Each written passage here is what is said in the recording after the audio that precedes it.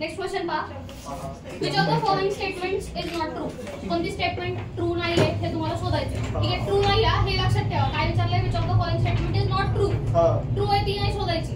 ठीक आहे, पहा आता त्यात तुम्हाला स्केलर वेक्टर काय असतात ते तर माहिती आहे. स्केलर म्हणजे काय, अशा क्वांटिटी मॅग्निट्यूड असतात. वेक्टर्स म्हणजे अशा क्वांटिटी ज्याला मॅग्निट्यूड आणि डायरेक्शन. ठीक आहे, तर फर्स्ट ए ऑप्शन पहा. Pressure is a vector quantity. Pressure ही काय वेक्टर क्वांटिटी आहे का? आहे. पुढचा question, relative density. Relative density माहिती आहे काय असतं? रिलेटिव्ह डेन्सिटी म्हणजे आपण काय करतो, रिलेटिव्ह वर्ड मध्येच रिलेटिव्ह डेन्सिटी. ठीक आहे, म्हणजे डेन्सिटीचं काय काढतो दोघांमध्ये, रिलेशन काढतो. ठीक आहे, मग मला सांगा आता जर सपोज आता रिलेटिव्ह डेन्सिटीचा जर फॉर्म्युला लिहिला, relative density is rho of a substance. कुठलाही सबस्टन्स असेल, कुठलाही मटेरियल असेल, त्याला एका रेफरन्स सोबत कंपेअर करणं, त्याला एका रेफरन्स सोबत कंपेअर करणं म्हणजे येतं रिलेटिव्ह डेन्सिटी. रिलेशन काढणं दोघांमधलं. ठीक आहे, रेफरन्स तुम्ही काही ठेवू शकता, वॉटर ठेवू शकता. ठीक आहे, म्हणजे मर्क्युरीची डेन्सिटी कंपेअर टू वॉटर म्हणजे काय झालं तुमचं, रिलेटिव्ह डेन्सिटी झाली. सपोज मर्क्युरीची तुम्ही कंपेअर करताय एअर सोबत, तर ही काय झाली त्याची रिलेटिव्ह डेन्सिटी झाली. म्हणजे त्यालाच आपण रिलेटिव्ह डेन्सिटी म्हणायचं. आणि ती काय आहे, स्केलर क्वांटिटी. का, कारण तुम्ही कुठेही मेजर करा, डेन्सिटी कुठूनही मेजर करा, काय राहणार ती सेमच राहणार ना. वॉटरची डेन्सिटी तुम्ही वेगवेगळ्या अँगलने मेजर करा, काय राहणार आहे, सेम राहणार. म्हणजे डेन्सिटी किंवा रिलेटिव्ह डेन्सिटी ती काय स्केलर क्वांटिटी. त्यामुळे हे काय स्टेटमेंट करेक्ट आहे, बरोबर का? स्टेटमेंट काय आहे, करेक्ट आहे. तुम्हाला शोधायचं आहे करेक्ट नाही असं स्टेटमेंट शोधायचं आहे. पुढे काय, कोएफिशियंट ऑफ विस्कॉसिटी. आतासाठी एवढंच लक्षात ठेवा, कोएफिशियंट ऑफ विस्कॉसिटी ही एक स्केलर क्वांटिटीज आहे. तर जे कोएफिशियंट्स येतात तुम्हाला ते कोएफिशियंट सगळेचे सगळे स्केलर असतात. ठीक आहे, कोएफिशियंट्स त्याचे सगळे स्केलर असतात. मोस्ट प्रॉब्ली 90% ऑफ टाइम सगळे कोएफिशियंट हे काय स्केलर क्वांटिटी आहेत, वेक्टर नाही. कोएफिशियंट म्हणजे तुम्हाला आठवतंय का, तुम्ही ज्यावेळी लहान होतो त्यावेळी तुम्ही 3x असे जर टर्म असेल तर याला तुम्ही काय म्हटलं होतं, व्हेरिएबल. याला काय म्हटलं होते, कोएफिशियंट. बरोबर, काय होतो तुम्ही, हा बरोबर अंडत होते. हा हे काय अंडत आहे तुम्ही काय हा काय मग कोएफिशियंट. ही काय स्केलर क्वांटिटी. ठीक आहे, मग कोएफिशियंट कुठलेही असू दे ते मेजरली काय असतात, स्केलर क्वांटिटी असतात. त्यामुळे ऑप्शन सी सुद्धा काय करेक्ट आहे. त्यानंतर सरफेस टेन्शन. माहिती कोणाला सरफेस टेन्शन काय असतं, सरफेस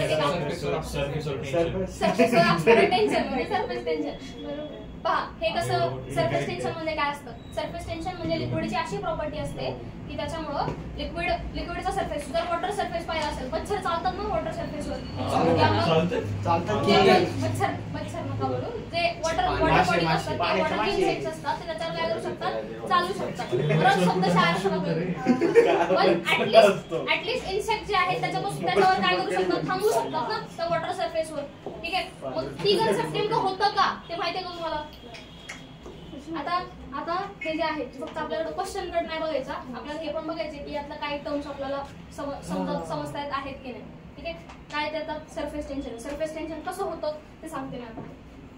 जर हे आता सपोज वॉटर मॉलिक्युल्स, ठीक आहे, हे काय वॉटर मॉलिक्युल्स, सपोज इमॅजिन करा हे काय वॉटर मॉलिक्युल्स. तर दोन पार्टिकल्स, दोन टाइप ऑफ फोर्स असतात.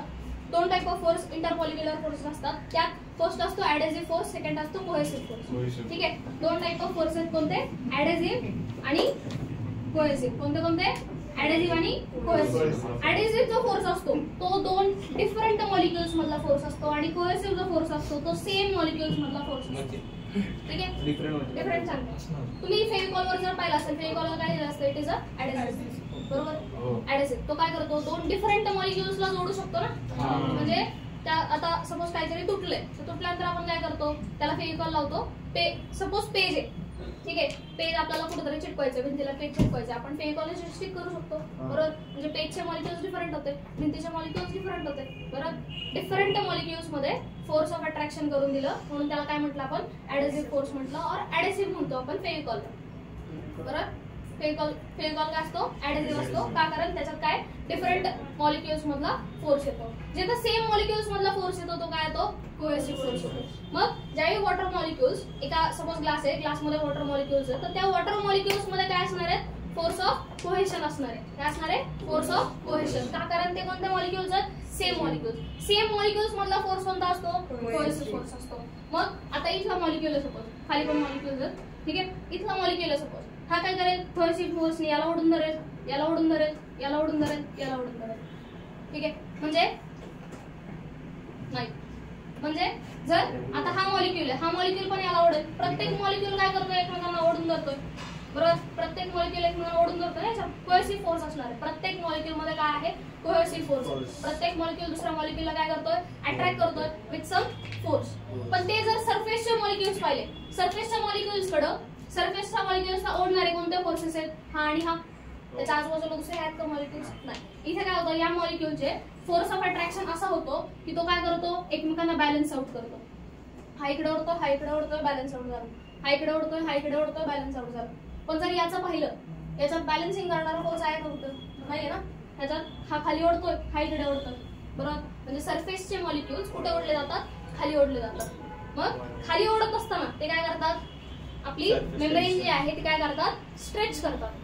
ठीक आहे, म्हणजे ते मॉलिक्यूल्स काय होतात, स्ट्रेच होतात आणि त्यांच्यावर एक टेन्शन राहतं की खाली ओढतात ना आपल्याला. बरोबर, त्यांच्यावर एक टेन्शन राहतं.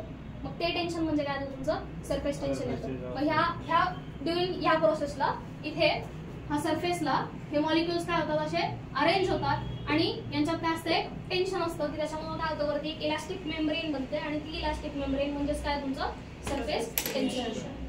दवा पण होत असेल, दवा कुठला माणूस जर पटकन पाण्यात पडला हा तर दवा पण ऍक्ट होतो. नाही, सरफेस टेन्शनचा जो फोर्स आहे, फोर्स ऑफ कोहेशन, ठीक आहे, हा जो फोर्स ऑफ कोहेशन आहे याच्यापेक्षा जर वरचढ तुम्ही काहीतरी फोर्स त्याच्यावर लावताय तर सरफेस टेन्शन जास्त मॅटर नाही करत. आता जर इन्सेक्टचं पाहिलं, इन्सेक्टचा वेट खूप कमी आहे as compared to force of cohesion. आणि जे इन्सेक्ट याच्यावर पाण्यावर थांबू शकतात ना, त्यांचे जर लेग्स पाहिले, जर सपोज असं त्याचा लेग आहे, सपोज इमॅजिन करा. ठीक आहे, त्याचा जो लेग आहे तर त्या लेगला पाहिलं असेल तर तुम्ही हेअर्स असतात असे. ठीक आहे, तर ते हेअर्स काय करतात, एअरला अट्रॅक्ट करतात आणि एअर ट्रॅप करून ठेवतात. आणि मग एअर ट्रॅप केल्यामुळे काय होतं, एअरची डेन्सिटी आणि वॉटरची डेन्सिटी आहे ना, म्हणजे एअर काय करू शकतो, वरती थांबू शकतो. बरोबर, म्हणून इन्सेक्ट्स काय होतात, वरती सुटेबली असे चालू शकतात. ठीक आहे, ड्यू टू दिस त्या हेअर्स वर. ठीक आहे, म्हणजे आपण जर पाण्यात पडलो तर आपल्यावर सरफेस टेन्शन ऍक्ट होणार नाही.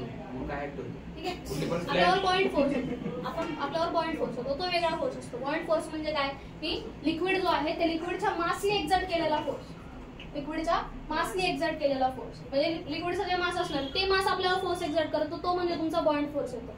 बट सरफेस टेन्शन म्हणजे काय, जो अप्पर लेअर आहे तो अप्पर लेअर काय एक्झर्ट करतो, स्वतःमध्ये तो फोर्स असतो, फोर्स ऑफ कोहेशन असतो.